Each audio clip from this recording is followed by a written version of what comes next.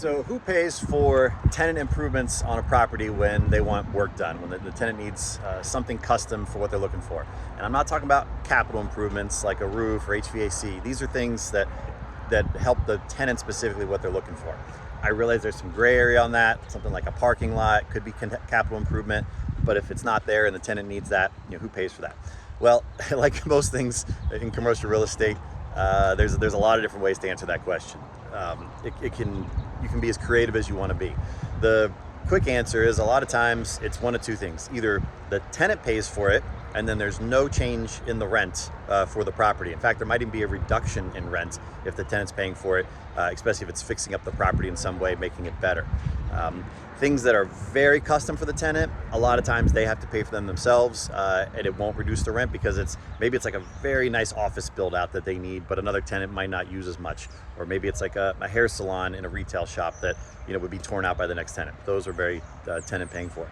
Now the times that the owner would pay for those, and that's what I like to do, is I like to pay for as many of the improvements as I can as possible. And the reason I like to do that is because then I get compensated for that over time with a higher rent on the property. And that allows me to put my money to work, achieving rents, higher rents for property. It also increases the value of the property because now I'm getting more money for the property. It's more of that income. So if I was to ever sell that property, it makes for a higher cap rate on that property. So this is a warehouse that I own, and so this is perfect example right here. The tenant, they want fencing put in, they want their part of the parking lot paved, and they want some office torn out, converted back into warehouse. And so we're still in negotiations, so we'll see how this works out. And honestly, it's fine, however it goes. But what we're going to do is I'm going to be paying for all that work up front, and then we're going to be amortizing that over a 10-year lease. That's the proposal we have out right now. I think is where it's going to come to. Again, we'll see. There's always always negotiations as you're going through this process, but you just take that work. In this example, it's going to be a little over $200,000. So basically, you just take that $200,000, you divide that over 120 payments.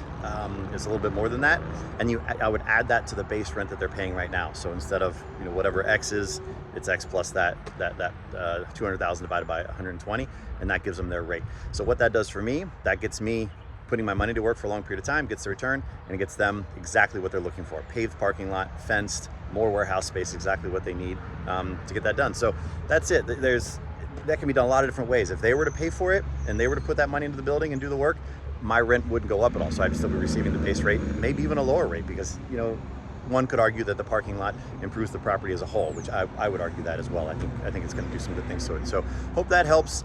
A million ways to skin this cat, but whatever it is, talk with people. That's it. If you're trying to negotiate these things, talk with the tenant, find out what they're looking for. Open lines of communication is always the best way to come up with the best solution for everybody, where everybody's a win. So have a good day. Thanks.